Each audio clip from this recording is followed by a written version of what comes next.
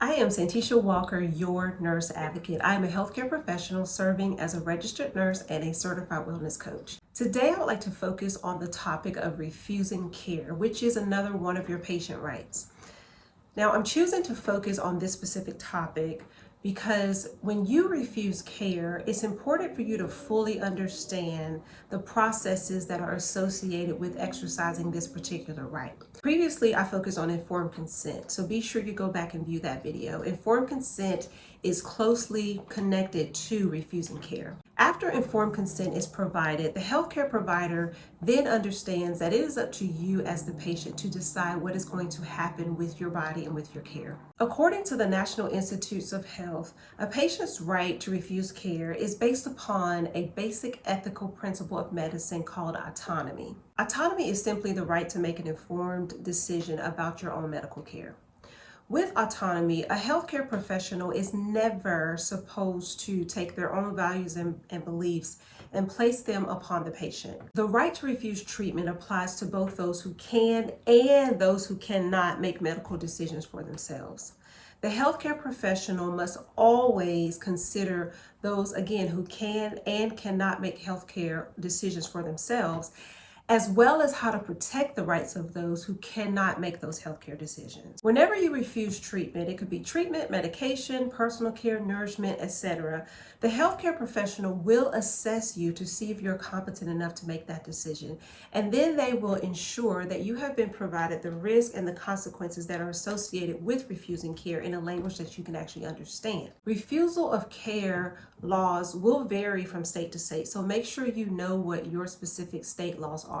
But in general, if you are able to competently make a decision about your care, then your refusal of care is typically honored. However, if you or a family member is dealing with cognitive impairments such as dementia, or there's the inability to make a healthcare decision due to, let's just say, a severe or unstable mental illness, then you will actually need someone present who can serve on your behalf to help you make those medical decisions. If you do not have someone present, then the healthcare professional will reach out to the person that you have listed in your chart to, again, help you make that medical decision, but having them present is best. If care is refused, you will be asked the reason for refusing care if you have not provided that reason. I highly recommend that you always communicate your reason for refusing care with your care team so that all parties involved can help make the best decision. Then be willing to have dialogue with your care team so that you guys can collaborate and come up with the best plan that's going to help you live better, have better health, and get to your health goals. But the overall goal of the healthcare professional is to cooperate with you and honor your wishes, even if you refuse care, but also to make sure there's non-maleficence, which basically means they're doing no harm to you. Now, since it is your right to refuse care, you may refuse care, which again could be treatment, medications, nourishment. There are many forms of care for many reasons, right? It could be due to misinformation, fear, depression, loss of the will to live, personal values and beliefs.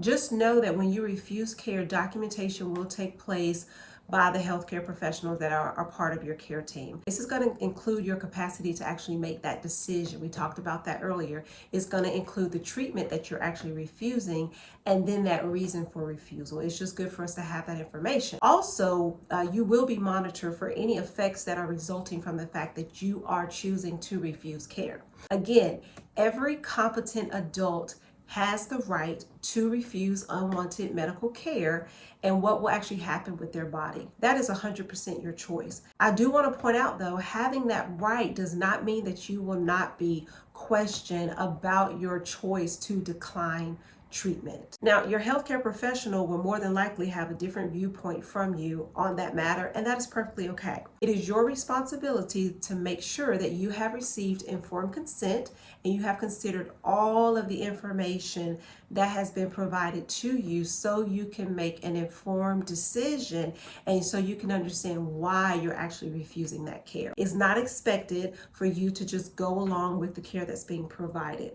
At least from a good practitioner, a doctor, or a care team. They're going to want to hear your concerns, and it's important that you express your concerns. Remember, knowing how to advocate for yourself is going to lead to better health outcomes and a higher quality of life because you're actually able to make well-informed decisions. To help you better prepare to advocate for yourself and to gain confidence as you communicate with your care team, there are resources that are available to you that you can access on demand whenever needed. On this channel's homepage at the top, there are 4 links that are going to give you access to the Health Advocacy ebook and guide or Rapid Health Advocacy Solutions. Be sure you click on those links. This is going to allow you to download an actual guide that you can take with you anywhere you want to on demand. It also is going to give you access to health advocacy at your fingertips through a personalized video that is going to address your health-related advocacy concerns. Now, I want you to take responsibility and affirm to yourself,